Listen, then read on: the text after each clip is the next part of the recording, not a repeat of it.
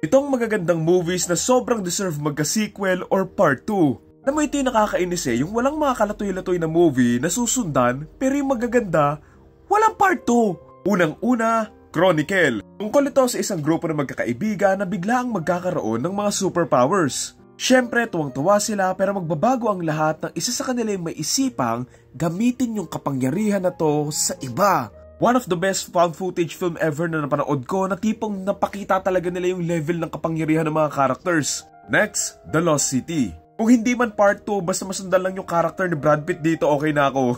Tungkol ito sa isang writer na kukuhanin ng mga masasamang tao dahil alam daw niya kung saan nakatago ang maraming mga kayamanan. Dahil dito siya ililigtas ng isang lalaki na gumaganap na cover model nung librong sinusulat niya bilang writer.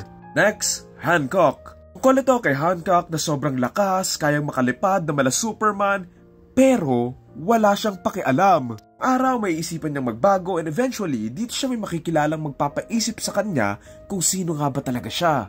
Next, Megamind, isa na namang superhero movie. I know meron na tong series or movie ngayon, pero para sa akin, hindi canon yung basura na to Kung ito sa isang super villain na si Megamind na laging natatalo ng superhero na si Metroman. Isang araw, magbabago ang lahat nang finally, matalo na nga niya si Metroman at ito ang magpaparealize sa kanya na walang kwenta ang isang super villain kung walang isang superhero.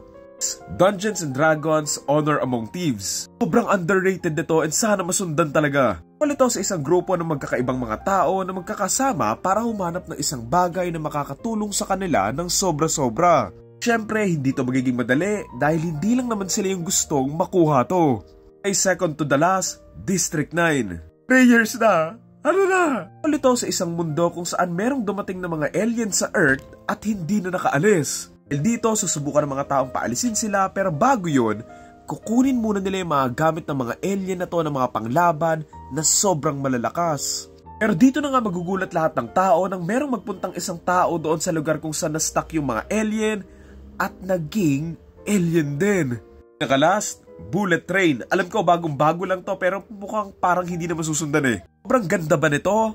Pwede na, pero napakadami kasing interesting characters dito na gugustuhin mo pang ulit na makita. Tungkol ito sa isang agent na merong misyon na kumuha ng isang bagay pero hindi ito magiging madali nang merong mangyaring mga problema. Susunod na oras, kakailanganin niya makagawa ng paraan para makaalis at makasurvive bago pa siya tuluyang mahabol ng mga tao na to.